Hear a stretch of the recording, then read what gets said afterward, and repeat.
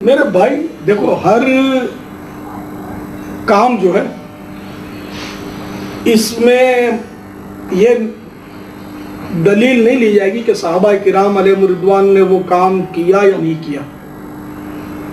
دراصل اصول یہ کہ ہر وہ کام جائز ہے جس کا اللہ و رسول عز و جل و صلی اللہ تعالی علیہ وآلہ وسلم نے منع نہ فرمایا۔ فرض نماز کے بعد اجتماعی دعا نبی صلی اللہ علیہ وسلم سے کہیں بھی ثابت نہیں ہے، کوئی ضعیف حدیث بھی نہیں ملتی اس کے بارے میں۔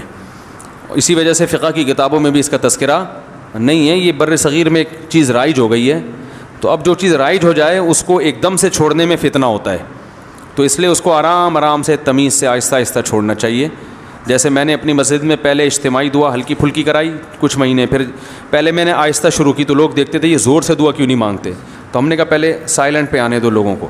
اجتماعی کراتا تھا لیکن آہستہ، پھر جب لوگ اس کے عادی ہو گئے اور اس کے بعد پھر میں نے اجتماعی بھی چھوڑ دی، اخپل طریقے سے مانگ رہا ہوں، یعنی ہاتھ اٹھاتا ہوں مگر نیت اجتماع کی نہیں ہوتی، اپنی پبلک اپنی مانگ رہی ہوتے ہیں، اپنی مانگ رہے ہوتے ہیں۔ جب یہاں اس کے لوگ عادی ہو گئے، پھر اچھا پہلے تو یہ بتاتا تھا ہاتھ اٹھاتے ہوئے نا اللہم انت السلام، یوں پڑھتا تھا، نیت ہوتی تھی اپنی۔ پھر جب لوگ اس کے عادی ہو گئے تو پھر ہاتھ اٹھاتے ہوئے پبلک کو پتہ ہی نہیں چلتا، اب ہاتھ گراتے ہوئے بھی پتہ نہیں چلتا۔ تو شروع میں لوگ کنفیوز ہے، یار امام صاحب دعا ختم کرتے تھے پتہ ہی نہیں چل رہا ہوتا، کوئی نہ مس کال آتی ہے نہ کوئی آواز آتی ہے۔ تو کچھ لوگوں نے اعتراض کیا، کچھ مڑ مڑ کے دیکھ رہے ہوتے تھے ہاتھ گرائے ہیں کہ نہیں گرائے ہیں۔ تو میں اسے کہتا تمہیں اس سے کیا ہے کہ میں دعا مانگ رہا ہوں کہ نہیں مانگ رہا، تمہیں اس سے کیا مسئلہ ہے، میری مرضی۔ تو پہلے اس پہ اعتراضات ہوئے، ہوتے نا یہ امام کو باہر نکالو، کسی نے کہا یہ پتہ نہیں کون سا آ گیا، یہ وہاں بھی ہے، کسی نے کہا کیا ہے۔ پھر جب اس کے عادی ہو گئے نا، ابھی یہاں تک آ کے بریک لگ گئی ہے میری۔ اس کے بعد اگلا اسٹیپ یہ ہے کہ یہ دعا مانگنا ہے نماز کے بعد ہاتھ اٹھا کے، کوئی فرض واجب بھی نہیں ہے، تو اس کو اتنا ضروری کیوں سمجھ رہے ہو بھائی؟ جو امام ہاتھ اٹھا کے نماز کے بعد دعا نہیں مانگتا اس کو امامت سے نکال دیتے ہیں۔ تو اب کچھ دنوں میں اس پہ بھی آہستہ آہستہ پبلک کو سیٹ کرنا ہے کہ اگر امام سلام پھیر کے تسبیح پڑھ کے گھر چلا جائے، دل میں دعا مانگ لے یا گھر جا کے مانگ لے، تو اللہ کی رسول کی طرف سے امام اس بات کا پابند نہیں ہے کہ وہ گن پوائنٹ پہ اس سے دعائیں منگوائی جائیں۔ لیکن ابھی لوگوں کا ہاضمہ اتنا ہوا نہیں ہے، یہ کر لیا تو نہیں، آپ لوگ ہی میرے خلاف ہو جائیں گے۔ تو آہستہ آہستہ جہاں یہاں تک آ گئے تو اگلا اسٹیپ انشاءاللہ 10-20 سالوں میں وہ بھی ہو جائے گا، ٹھیک ہے نا۔ تو ایک دم فتنہ نہیں کھڑا کر دینا چاہیے، تمیز سے۔ ہر کام جب تمیز سے ہوتا ہے، لوگ کہتے ہیں نا کوئی اونچی آواز میں بات کرو گے، تمیز سے بات کرو کہتے ہیں نا، تو یہ کام بھی انشاءاللہ ہم تھوڑی تھوڑی تمیز سے یہاں تک پہنچ گئے، یہ بھی بڑی بات ہے۔ یہاں تک ہماری مساجد میں اس اسٹیج تک پہنچنا بھی آسان کام نہیں ہے۔ اب دیکھیں جمعے میں دعا شارٹ ہے نا، آج جمعے کے بعد دعا مانگی میں نے نہیں ہے نا، پبلک کو پتہ بھی نہیں چلا، آپ لوگوں کو بھی پتہ چلے گا، چلے جائیں گے گھر، ٹھیک ہے۔ کوئی جمعے کے بعد تو اجتماعی دعائیں مانگی جاتی ہیں، کوئی ضروری تھوڑی ہیں۔ تو کوئی ایک بندہ ایسا بھی ہونا چاہیے جو یہ نہ مانگ رہا ہو، یہ بتانے کے لیے کہ وہ فرض نہیں ہے۔ جو اجتماعی دعا خطبے میں ہوتی ہے وہ تو سنت ہے، وہ ہو گئی۔ خطبے میں ہم نے دعا مانگی نا اللہم اہدنا فیمن ہدیت وعافنا، یہ ہے سنت، یہ ہم نے کر لی ہے۔ تو جو سنت دعا تھی وہ تو ہو گئی، اب آپ کو اختیار ہے اس کے بعد دعا مانگو نہیں مانگو۔ تو اس طرح سے ہم سیٹنگ پہ لوگوں کو لا رہے ہیں۔ فرض نماز کے بعد اجتماعی دعا کیوں نہیں کرنی چاہیے؟ آمین تو ہم سورہ فاتحہ میں بھی کہتے ہیں، تو باہر نکل کے کیوں نہیں کرنی چاہیے؟ جیسے نماز میں بھی تو ہم درود پڑھتے ہیں، سلام بھیجتے ہیں، تو نماز کے علاوہ بھی کیوں نہیں کرنی چاہیے؟ اس لیے نہیں کرنی چاہیے چونکہ جنازے کی اذان نہیں ہوتی۔ کیوں نہیں ہوتی اذان جنازے کی؟ ثابت نہیں ہے۔ اب کوئی نہیں کہے گا کہ یہ منع کہاں ہے، منع کدھر بھی نہیں ہے۔ یہ بدعت کی بنیاد ہی اس کے اوپر ہے کہ خیر الہدی ہدی محمد صلی اللہ علیہ وآلہ وسلم، صحیح مسلم 2005 نمبر حدیث، ہدایت یافتہ راستہ محمد صلی اللہ علیہ وآلہ وسلم کا ہے۔ یہ بدعت کے اوپر ڈیفینیشن ہی غلط ہے۔ بدعت پہ میرا یوٹیوب پہ کئی کلپس چڑھے ہوئے ہیں، ویسے 5 گھنٹے میں نے بدعت سمجھائی ہے، مسئلہ 75A اور 75B، اس میں دیکھ لیں، میں نے کھول کے بیان کیا کہ یہ سوال ہی غلط ہے کہ جی وہ منع کہاں ہے۔ میرے بھائی دیکھو، ہر کام جو ہے اس میں یہ دلیل نہیں لی جائے گی کہ صحابہ کرام علیہ رضوان نے وہ کام کیا یا نہیں کیا۔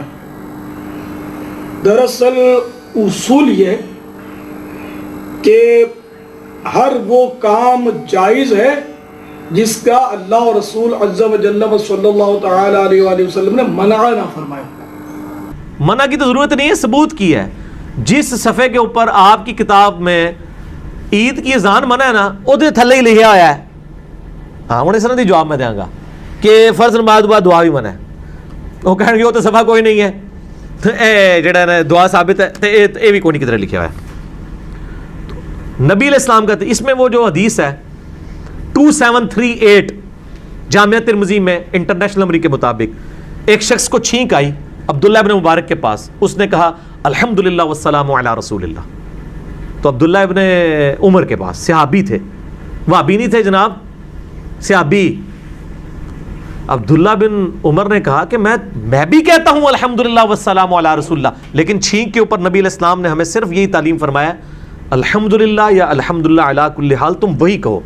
اس نے نہیں آگے سے کہا جی تسی درود من کرو, درود شریف پہ منع کب ہے, اللہ نے حکم دیا ہے جب چاہو مرضی پڑھ لو.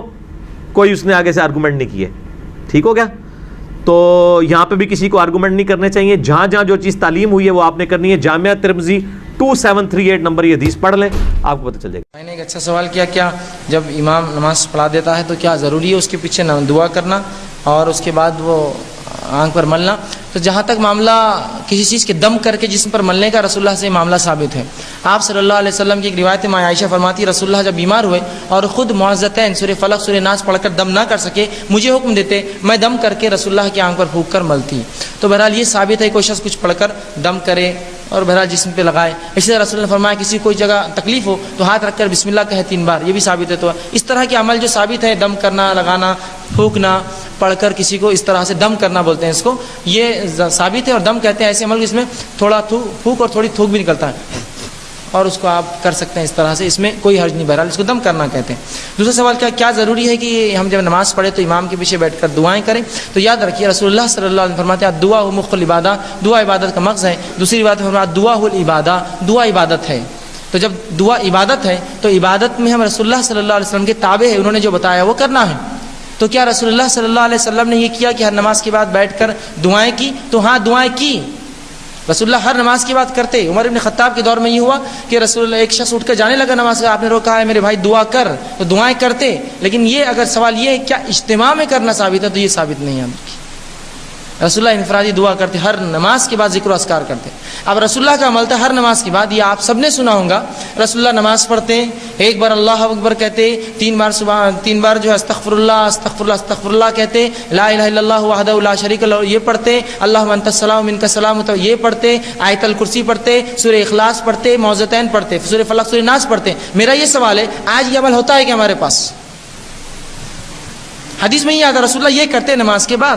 میرا سوال ہے کون کر رہا ہے اس عمل کو؟ اس کے بدلے ایک شارٹ کٹ نکالی کہ ایک آدمی کچھ تو ہی پڑھتے تھے, آمین آمین بولتے اٹھ کر بھاگ جاتے ہیں.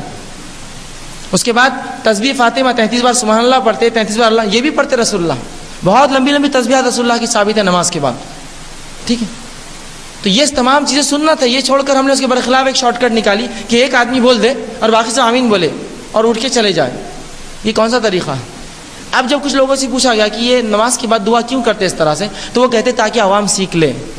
اگر یہ نیت ہے عوام سیکھ لے, سوال یہ ہے لیکن عوام سیکھ کہاں سے سکتی ہے؟ ربنا آتنا فی الدنیا حسنۃ وفی الآخرۃ حسنۃ آمین, ربنا آتنا آمین آمین آمین. اب وہ آدمی جو 30 سال سے نماز سے پوچھے کیا کتنی دعائیں سیکھے, کچھ سننے نہیں آتی, کہاں سیکھوں گا؟ سکھانے کے لیے بٹھانا پڑتا ہے. آئیے بیٹھیے, ربنا ربنا آتنا آتنا فی الدنیا, سکھائیے اس کو ایسا. ہم کتنے چیزوں پر اپنے آپ کو دوسروں کے اوپر ڈالیں گے. حتیٰ کہ دین میں کیا کیا ہم نے, ایک پیشہ نکالا اور لوگوں کو کہا کہ تم یہ مخصوص کام کرنا, اور ہر معاملے میں اتنے جھک گئے کہ آج اگر کوئی ہمارے محلے مر بھی جاتا ہے تو ہم ڈھونڈتے پھرتے کون نہلائیں گا. مردے کو نہلانے کے لیے بھی ضرورت پڑتی ہے کسی کی, وہ کریں گے نا, ان کو ذمہ ہے, خود کا کام ہے نہیں ہے. کیسی عجیب بات ہے. کیا مرنا کوئی ایک عجیب چیز ہے جو ہوتا نہیں کسی زمانے میں کسی دور میں؟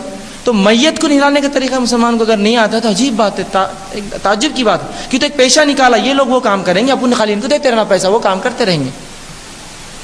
ہاں کچھ چیزیں مخصوص ہوتی ہے, ٹھیک ہے, اس میں آپ کسی پر وہ کر سکتے ہیں. ہر کام میں ڈال دیا اپنے آپ کو, نہیں مولانا تم پڑھ دو نا, تم بول دو نا. حتیٰ کہ اب تو یہ ہو گیا لوگ قرآن بھی پڑھ کے دے رہے آپ کو, مولانا میں تو 10 قرآن پڑھ دو, پڑھ دوں گا جاؤ.